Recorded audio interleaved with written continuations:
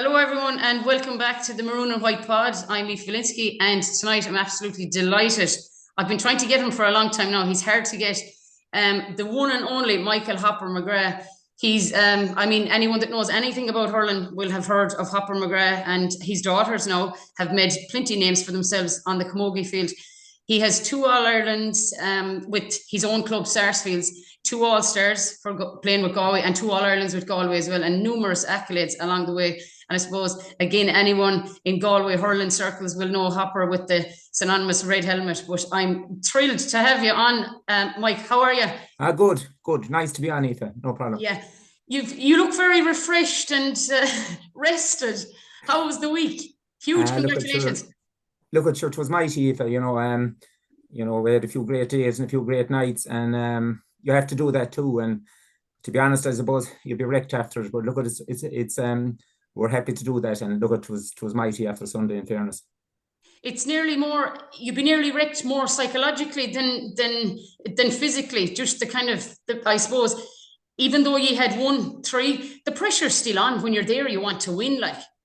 100%, Aoife, like, and I suppose after losing last year as well, and you don't like to lose a second one in a row, and when you have a massive effort put in all year, like, and like all week, I suppose, leading up to it, you're wondering, will this go right? Will that go right? Will certain moves you're doing, will they go right? And look, it brings nervousness no matter how many times you're there, and you're just delighted that things went as well as they did when it's all over. But yeah, it's relief as much as anything else.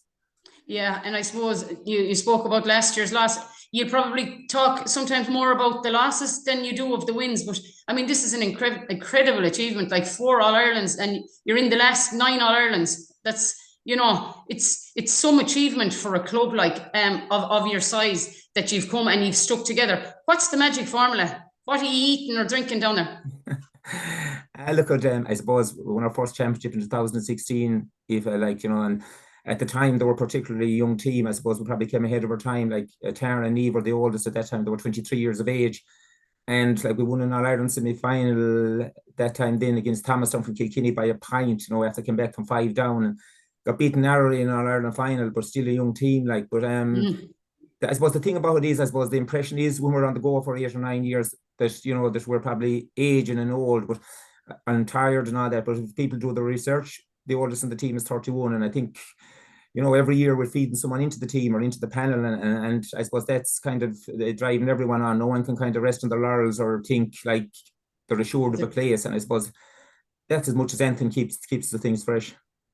And like you haven't had the scourge of people moving away or retiring or that, and I suppose having babies isn't affecting your team this year anyway, that's for sure. But no, we got away with it this year. All right, well, he got away light, so he did. But I know what you're on about, people going away and traveling and all that. Now, I said the girls, they know that they enjoyed so much. I'd say they'd be afraid to go for a year in case they'd miss out on what we'd win or what, and not to be part of it. And like some of them have gone, like Laura Dean went this year from January to, I think it was June, but again, like she wanted to be there when it mattered. And I suppose with the split season now, if you do want to go traveling, you can still get your 4 and 5 months, and like against the Galway Championship doesn't start until August.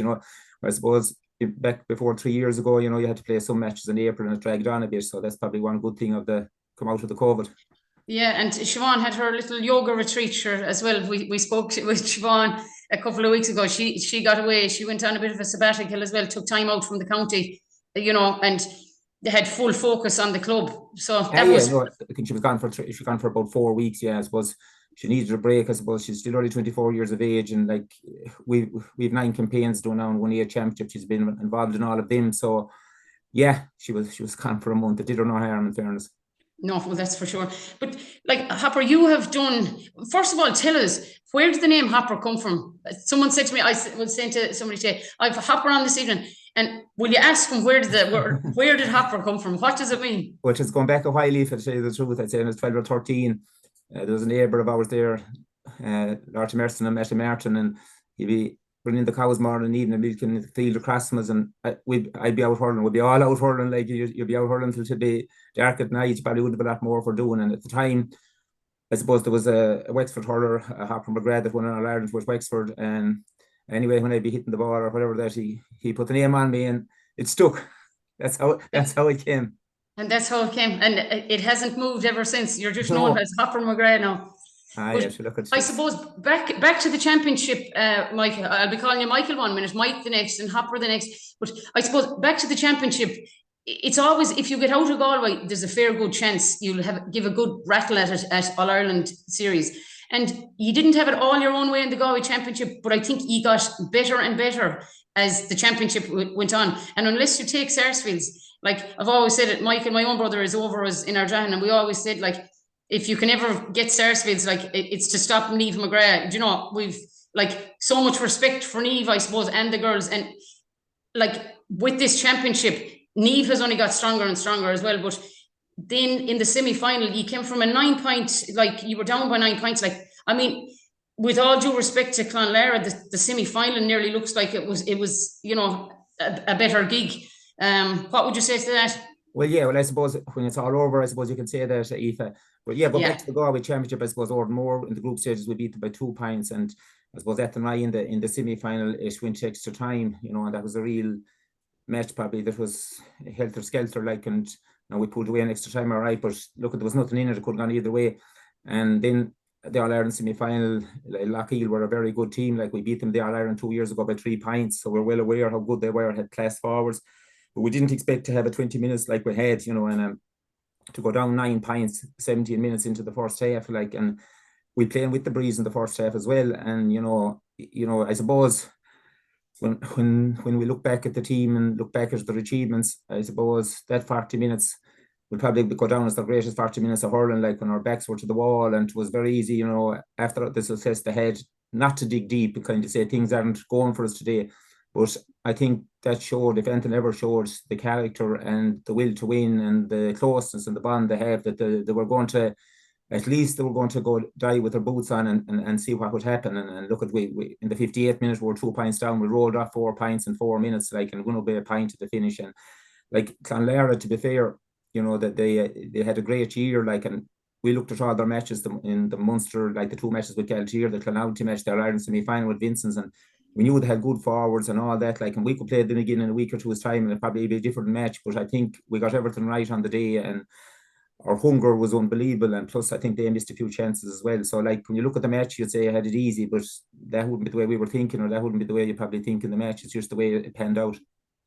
It was. I mean, it's a phenomenal way to win it. And I think you mentioned in your post kind of analysis of the game that it was the first time that, you know, that you could nearly breathe beforehand and sort of enjoy what was the difference? Where would you rate this match in terms, like, you 4 All-Irelands now, where would you put it? Number 1, 2, 3 or 4? Well, They're I all suppose different. they're all sweet. I suppose our first one, we could never forget it. We won it with a goal in injury time. Like the Oulart game, there was only 4 points in it for the finish. The Lochiel game, there was only 3 points in it. Like, they're all sweet, but I suppose what was special about this one is probably the performance. You know, the performance from every one of the team, like, and the way they kind of kept it going for the first minute, the 6 minutes, the 15 that started, and the 5 subs they came on. I suppose from you know, from the 4 of us that's involved, myself, Kevin Ward, Kevin Curley, and Jim Murray, I suppose we get great satisfaction out of that, like that they did put in such a performance. Like, you know, like Kevin, the amount of work he does with him, like this Kevin Ward, the amount of work he's done with him over the last 6 years, like tactics wise, and, you know, improving their hurling and all that, like, and, you know, really professional stuff. And when you see a lot of that coming to fruition, it really, you know, you get great satisfaction out of that, like, because the team, you had the team, and with the other 2 lads, that team was very well prepared. Well, it worked. And I was kind of going to ask you that as well. Are you like, I know there doesn't be much mass on a Sunday morning in New Inn, that you do train religiously at 9 o'clock in the morning. Is camogie your religion at the minute? Or I was going to ask you, are you into stats? Like, do you watch videos of other teams, or are you just that you trust yourself so much? Do you mind your own house?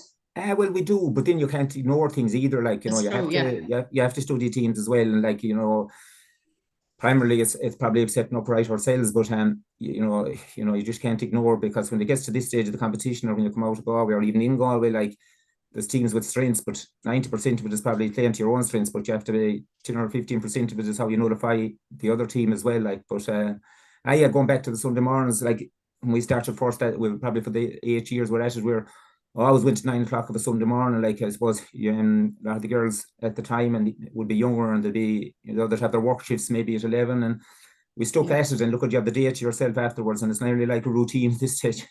Yeah, it's nice to get it out of the way early, kind of, and that everyone is together and that they've it done. You know, Yeah. keep. Would you find now? Obviously, you've done it all as a player, you know, in club and county, and now you've pretty much done it all. I mean, it's just blessed are ye among the women, and I suppose the women are blessed to have ye. But behind every good man is a good woman, and like Geraldine, you know, you're good stock. Like, you've come from good stock. Geraldine, there, you know, phenomenal camogie player in her own time, and hockey as well. Like, you must be so proud. Like, it's a phenomenal achievement, not alone to win All Irelands, but to win 4, and then on Sunday to have your 6 daughters on the team at any one stage, and then little Ruan to be up there as well. Do you know what I mean? I mean, did you think about it? Was it ever a dream thing, or did you ever think that they'd all be playing together? And honestly, you wouldn't be thinking like that. Okay, you'd like to see them all playing and that, like, but like last year Niamh was missing Isha done her cruciate last year, so that was Yeah. 2 of them gone.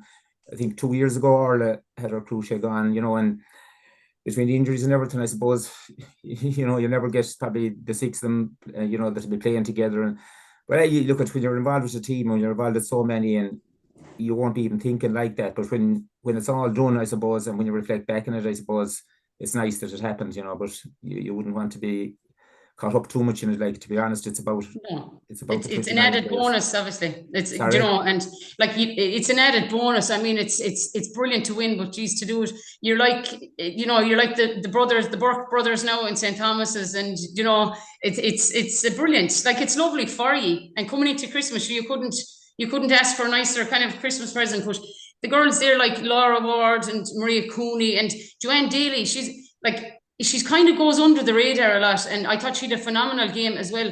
And she's one of the unsung heroes for me as well, that she's constantly, you know, she tips along nicely, gets her job done. Any other kind of observations from Sunday? I know, you see, you go back to Joanne there, like, yeah, she was a tower of strength the last day, and like she played a great game, no more than all the defenders. Yeah, there's some girls, it's like that. They can go in under the radar, but I think we value all of them very highly. Like, they all bring different things to the table, you know. Some person might be getting at the end of moves and getting the scores. You could have other workhorses out around the middle of the field, they're making scores. And you could, you know, analysts sometimes, they can be a bit lazy, and they mightn't look at who makes the scores or who does the great defending. But if you haven't everything in the mix, you know, the people that's flashy and doing that, you need them too, but you need a combination of everything, really, to be honest.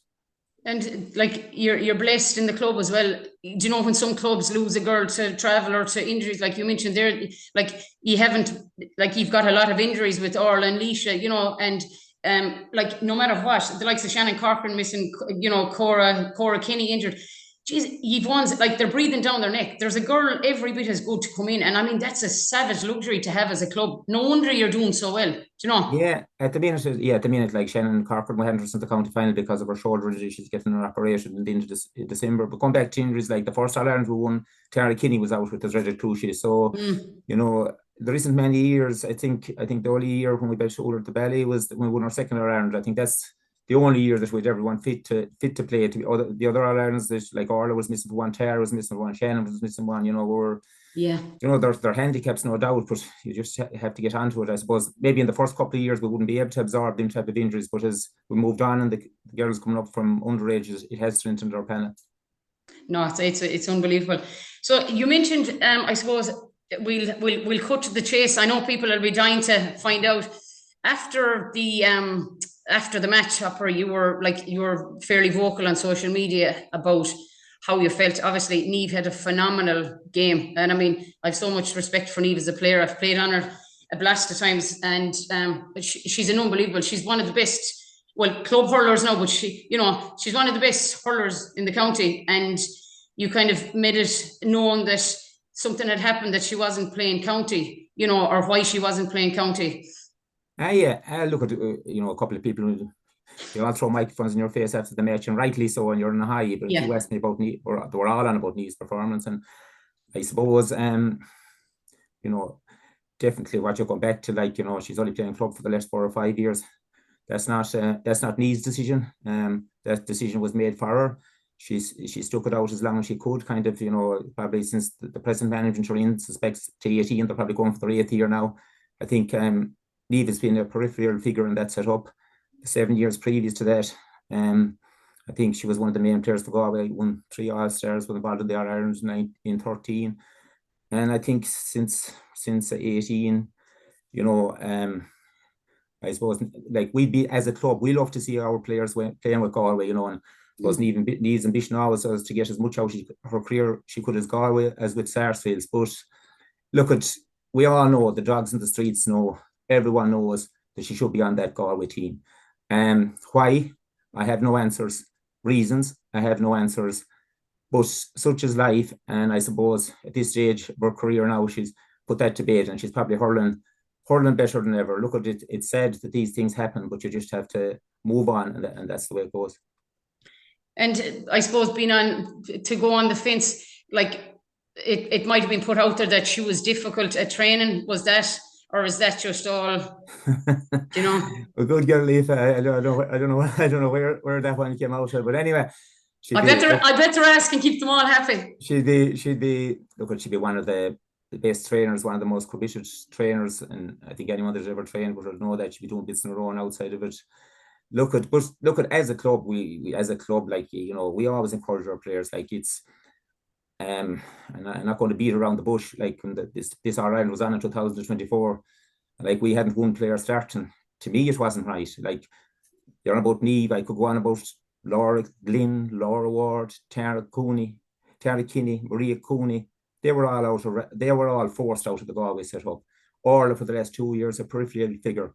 You know, I could go on, and I honestly think, after what we've achieved 4 Irelands in 6 years, and, you know, I just feel we've been treated shabbily, to be honest with you, as regards our players playing with county, and seems one man can decide it all, and there's county boards there and different officers there for the last 7 or 8 years, and I don't know, is it the manager of the county senior team or the officers of the county board that's running Camogie and Galway? But it's a question that needs to be asked.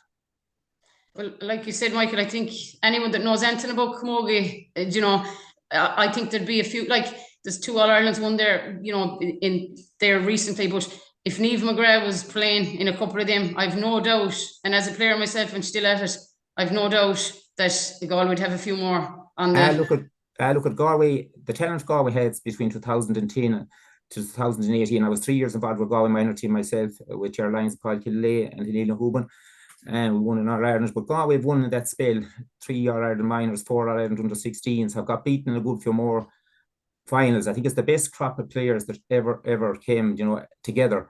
And I think, okay, we won them couple of, but I think 2020, the All-Ireland final against Kilkenny, the 2022 semi-final in Kilkenny, the 2024 final this year, I think there was as many players outside the setup that should have been in the setup, but for whatever reasons wasn't. Like, it, you know, in some cases, just nearly, you know, it's just mind-boggling, really. Like, and it's a pity, because I think Galway could have achieved a lot more. And like, even this year, everyone is on going around about Galway having a great performance in the All-Ireland and the push up to Cork. Well, why put Cork on that pedestal? Like, I think Galway have every bit as good hurlers, and it's just a pity the 8 or 9 players that should be in there with the team that was there. And if all of them were put into the mix together, I think Galway would have won this year's All-Ireland. Yeah, I'd agree with that 100%. Do you think, though, Mike, would Sarsfields have been, obviously, I mean, there's unbelievable players. Do you think if they were all involved in the setup, because, you know, sometimes when your club has a few players and sometimes the training goes a bit AWOL, and then the county players will come back, and it kind of messes up the whole, you know, dynamic. Do you think would you have been as successful because you had a driving force behind you to almost prove to people? You don't need to prove. I mean, the writing's on the wall. You have your 4 All-Irelands and your eight county titles. Like, do you think would Sarsfields, particularly in the last 2 or 3 years, we'll say, or even 4 years, where Niamh wasn't involved with the county, because Niamh is the driving engine of the Sarsfields team, but she was as well in the county setup when she was in there. Do you think would you have won as much in Sarsfields, or you think you would have anyway? That's probably a good question, Aoife. Look, I suppose when they're not, some of them girls, 6 or 7 girls, they probably should have been involved when they're not involved. I suppose they are fresher for us. But And were they asked in, Mike? sorry. Were they asked? All of them girls that I mentioned were in at different stages, but they were in the panel, but they weren't being used, and they weren't being communicated to about why they're not being used. And look, at you can only sit in the bench so long. Like, they probably ended up veering away themselves, to be honest with you. But like, they didn't know where to stand, or they weren't getting game time, and that would probably be a lot of it. Well, I think it's food for thought for sure. But look, we're only talking the truth. The facts are the facts, as the man says. And look, I don't want that to deter or detract from the amazing achievement that you had, there on Sunday for All Ireland's, and you're only one away from the great Pierce's team. Are you going for another?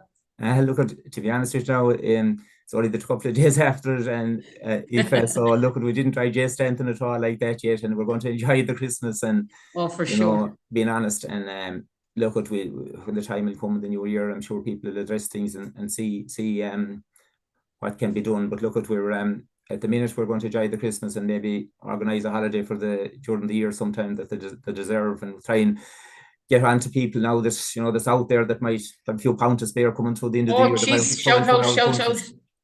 And I'll go with you just to see what you're at out there, just to keep an eye on you. So thanks a million for all that, Mike. And look, it is like, it's a time to celebrate and not to be thinking about January or February or whatnot. But if someone came to you and asked you when you've relaxed and at the Christmas dinner, and would you take on the Galway senior camogie job?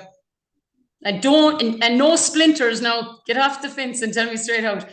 Look, if I'm happy enough with what I'm at, to be honest with you. I was never asked that question anyway by anyone. If you were, I'm asking you now, would you take on the Galway senior job if it was available? I'd probably have too many Sarsfields ones on the team if so that's not a no anyway, so it's not. But listen, sure, you have enough going on with Sarsfields camogie, so you do at the minute. But so say now everybody knows you from the red helmet and whatnot. Now this might get you in a bit of trouble, but if you had to bring one of the daughters, you're allowed one. You're allowed to bring one on the team with you. Which one is it and why? If I was to what? If you were to bring one of your daughters with you on the team, one of them, I know they all have different styles of play, but who would you bring with you? Oh, geez, I couldn't. That's like asking who's your favourite daughter. Now you said it, Aoife. Now you said it. I know. I'll answer everything you asked me now, but I couldn't answer that one. Just say no comment and we'll move on from that one. Yeah, that's it now. I've just a few quick ones, just a bit of fun. Out of your daughters or any of the team, who's the best to train? One name now and one name only. I'd say probably Sarah Spemma. Lovely. Who's always late for training? Who is it now? Clara. I don't know. Not always now. She's improved an awful lot, but she's for a while. She's getting good. Who's the biggest complainer? Biggest complainer? Probably Clodagh. Oh Lordy. Who's the most like you? Out of the daughters, who's the most like you? I don't know. Okay, who's the most like Geraldine? I honestly, I'll put myself in the fire now. I can't. Have you any funny story to tell us before you go? Because do you remember, Mike? We were playing you down at Clymer, and geez, I thought I was going to. I had to go in between the two of you. I thought you were going to hit me. And I was telling you know nothing about hurling, and you were telling me, well, you know nothing about camogie. So, but that was grand anyway. We made back friends again. But the next thing, you and Michael, my brother, started at each other, and the story was that Mike Lynskey knocked out Hopper McGrath's gold tooth, and that's where all the money for the college fees for the girls was. I know. I think that was our first year there, and I think the years previous to that, the likes of Ardrahan, Clymer, Molia, all these teams used to be getting trimmings, and I remember you beat us in the league final as well, and I think it was the second or third round of the championship, and I think we were very young, and I suppose it was a kind of a game that we kind of were trying to set down a marker, and I think it was Seamus Canning was refereeing, and he was letting everything go, to be fair, both sides. And he was. I enjoyed that then. I think we all did, but look at it. Got a bit heated, all right, but look at what it ended in the field, to be honest. You're kind of sure. Whoever might get on the best scene, so look at no hard feelings. No, and do you know what? It's lovely when you can leave it on the field and just, let it go. And I suppose at the end of the day, camogie is all about friendships and commitments to each other. And we're all in it for the good of camogie. And like what you've done for camogie, in Galway is phenomenal, and for your club. And there'll have to be a statue of the Hopper McGrath, along with his 6 daughters and his wife and the new little Ruan coming up. Yeah, but I suppose what we have to recognise, it's no one person or it's no one family, to be honest, Aoife. Like in our club, like there's the Wards, we'll say Laura's playing, Kira is there in the back room, as is Kevin. Then you have the Kinneys, you have the Kellys, you have the Dealys, you have the Dylans. I'm only naming some of the families that's involved. Like then you have our officers there, like, Colette Gormley is there for years as treasurer, Mary McNamara is there now, Frank Cahalan, chairman, Brian Gallagher, chairman for years before this. And like like Kevin Ward is there, like, and he brought us to a new level since it's 2019, and everyone knows that. And we're just very, very lucky to have him, because he's a brilliant success with Ballinderry hurlers last year, and which has to only a few years ago brought up to the senior quarterfinals. That's the standard of training we have. Like you have Jim Murray is in, which is this year. Kevin Curley is with us for the last 2 years. In Olive Costello was with us 6 years. She still wishes the day back. She looks after the IT, and she looks after the GPSs and that. And then with John Noon, previous to that, he was for 7 years. Like it's all them people, like, and then we have a great finance committee, great people involved at underage, and probably I'm the face of it at the minute when we win, and you might get some of the plaudits and all that, but like, all these people, they don't, you at times you'd wonder, are they going over the radar, but not, but in these people, it takes a huge setup for us to be successful, and it all adds to everything, like, and then people, they're as important as everyone else, and it's just a full setup, and it's, there's loads of different families involved, and they're all feeding into the one thing, and they all want the one thing out of it, and we're really lucky to have the setup we have at the moment. Yeah, and you've great sponsor there in Wards of Ballyfa as well. Correct, he's brilliant. He's brilliant. Ryan Gallagher and Morella. If you have someone that will kind of just, because it does cost, between schlitters and lights and whatnot, and you mentioned all the backroom team there, and and everyone that's kind of the silent heroes, I do sometimes call them, working away quietly in the background, but when you win, you're great, and it's sometimes when you lose, you're not too far. What's that saying? Sure. A tap in the back or a kick in the arse. It's so true, but look, I won't hold you, Hopper, but you've 6 daughters, a wife, and a grandson. How do you keep them all happy? Sure. Keep quiet. A happy wife. A wife is a happy life.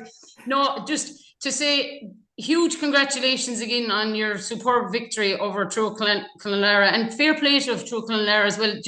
They came up there trying their hardest, and it's the first time ever that a Clare team has been in the senior final. So fair play to them. And there's Eileen Gleeson and Aoife Marin. I was talking to them not long before the match. So look, they tried hard, but you were worthy champions. 4 All-Ireland titles in a row. I mean, phenomenal. And for what you've brought to club hurling, you're like the Corofin of football now, and the St. Thomas's of hurling. And fair play to you.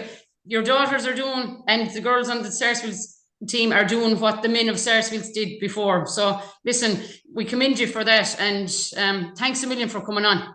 That's no problem. Thanks, Aoife.